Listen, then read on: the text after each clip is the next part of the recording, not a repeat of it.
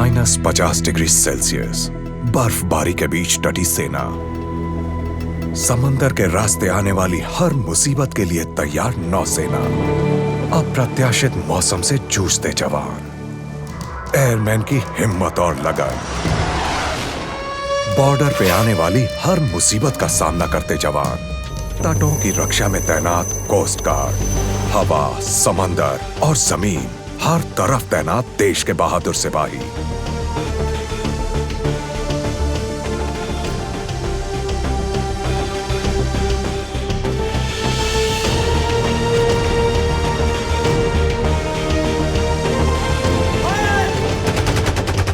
आजादी के 69 सालों में भारत की तरक्की में आने वाले हर कांटे से लड़े हैं। मुल्क की सेवा को अपना धर्म बनाया है आपने।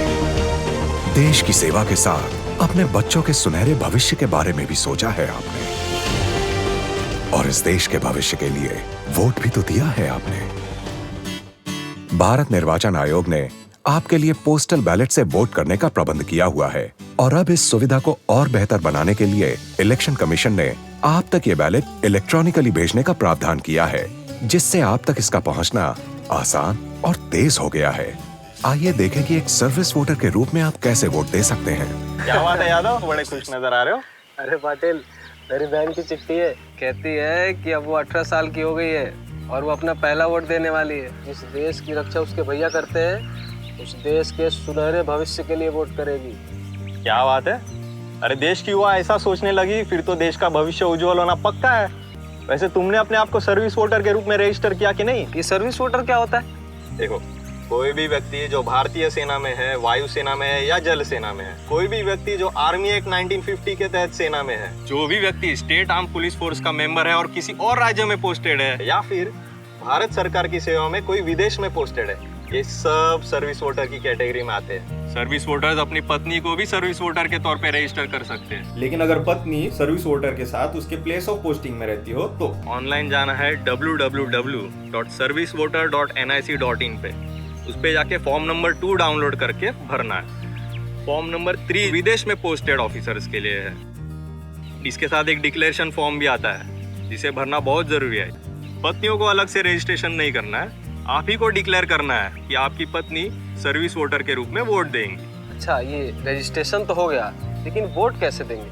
देखो, डिटेल में समझना है तो जेसीओ साहब के पास चलना पड़ेगा। मैं वहीं जा रहा था, चलोगे? हाँ, चलेंगे। आओ बैठो। और बताओ, तुम दोनों साथ कैसे आना होगा? सर बस यूं ही रमेश को पोस्टल बैलेट सिस्टम के बारे में जानना था, तो आपके पास ले आया मैं। अरे वाह, ये तो बड़ी अच्छी बात है। मेरे पास होगा भी ये। हाँ, इसमें क्या होता है, सबसे पहले पोस्टल बैलेट पेपर होता है, और ये फार्म 13A यानी डिक्लेरेशन बाय द इलेक्टर होता है, और साथ में 2 लिफाफे होते हैं, एक 13B यानी छोटा लिफाफा और एक 13C यानी बड़ा लिफाफा होता है। इस पर तुम जिस भी कैंडिडेट को अपना वोट देना चाहते हो टिक मार करो, इसे मोड़ कर ये छोटे लिफाफे में डाल दो।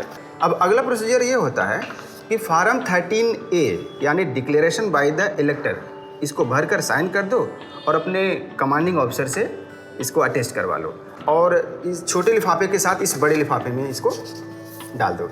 ये अपना जो बैलेट पेपर है, ये सही वक्त पर रिटर्निंग ऑफिसर के पास पहुंचे, इसलिए जैसे ही तुम्हें मिले वैसे ही भर करके इसे रिटर्निंग ऑफिसर के पास भेज दो। सर, मैं तुरंत भेज दूंगा सर।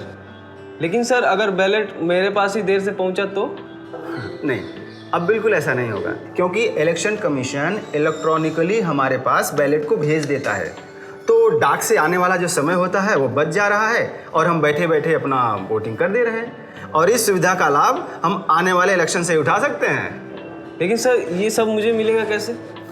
देखो, इसे डाउनलोड करने के लिए रिकॉर्ड ऑफिसर, यूनिट ऑफिसर या हमसे जुड़े जो कमांडिंग ऑफिसर होते हैं, उनके पास से एक OTP यानी 1 टाइम पासवर्ड मिलता है, जिसको डालकर ये फॉर्म प्रिंट हो जाता है। और डिक्लेरेशन फॉर्म और बैलेट पेपर के साथ इसके साथ 2 स्टिकर प्रिंट होता है। एक स्टिकर फॉर्म 13B यानी छोटे लिफाफे पर, और दूसरा स्टिकर फॉर्म 13C यानी बड़े लिफाफे पर चिपकाना होता है।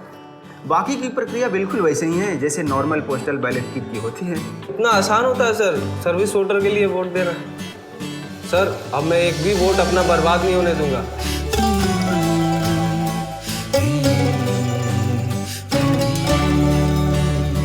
इस मुल्क की तामीर में तेरा खून भी है, तेरी कुर्बानियां भी।